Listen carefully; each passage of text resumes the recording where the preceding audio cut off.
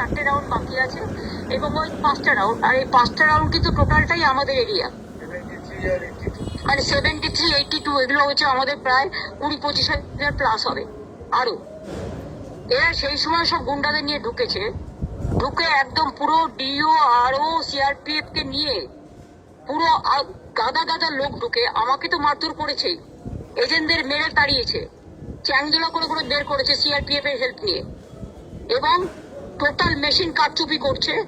4টে counting এ আমাদেরকে, 5টা counting এ আমাদের কেউ নেই, এবং একতরফা মেশিন নিয়ে চলে যাচ্ছে উইদাউট সিলিং, এবং আমাদের কাউন্টিং এজেন্টদের উইদাউট প্রেজেন্স। আমরা কিন্তু হলেই বসে আছি, মানে বাইরে বসে আছি, আমাদের ভেতরে ঢুকতে দিচ্ছে না।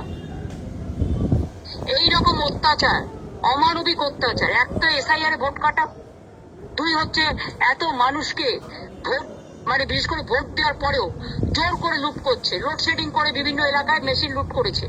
তারপরে সকাল থেকে বিভিন্ন জায়গায় অন্তত 100টা সিটে আমাদের এজেন্টদের মেরে তাড়িয়েছে with the help of CRPF, এবং ডিওরা সেখানে একদম নিশ্চুপ ছিল। আরোরাও তাদের কিছু প্ল্যান করেনি, পুরো দিল্লির নির্বাচন কমিশনের ইনস্ট্রাকশনে করেছে। এই ইলেকশনটা বিজেপির সাথে আমাদের হয়নি, ইলেকশন কমিশন এই ডার্টি গেমটা প্লে করেছে, যে ডার্টি গেমের কোনো ক্ষমা হয় না।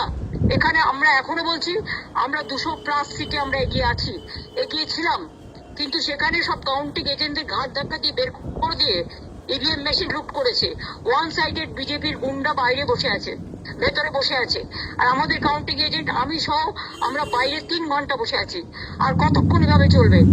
আর তার মধ্যে ইভিএম মেশিন উইদাউট সিল করার জন্য, সিল করতে গেলে তো সব পার্টিকে লাগে, তা আমাদের কাউকে সিল করায়নি, সব এসে ঢুকিয়ে দিয়েছে রুমের মধ্যে, এবং স্ট্রং রুম থেকে সব মেশিন নিয়ে চলে যাচ্ছে নিজেরা নিজেদের মধ্যে কাউন্টিং করে, ওয়ান সাইডেড।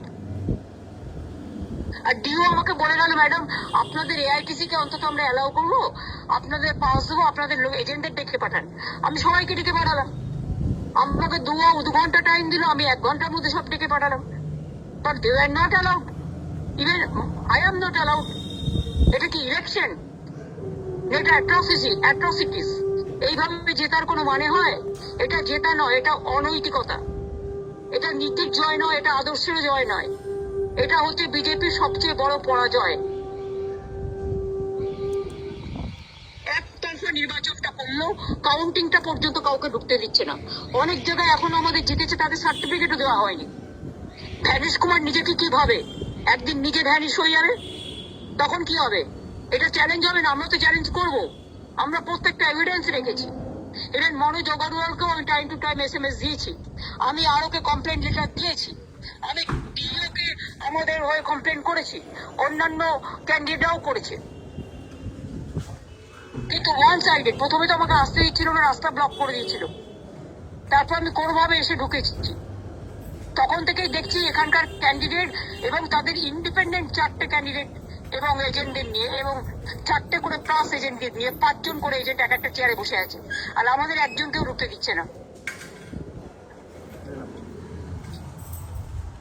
ঠিক আছে, এবং সব মেশিন নিয়ে চলে যাচ্ছে, টোটালটাই কাউন্টার প্রোডাক্টিভ, এবং এই কাউন্টিংটা কাউন্টার ম্যান্ডেট করা উচিত। যে যে জায়গায় এগুলো হয়েছে সব কমপ্লেন লজ হয়েছে, তুমি আজ আইনজীবী, আমি তোমাকে ব্যাপারটা জানিয়ে রাখলাম।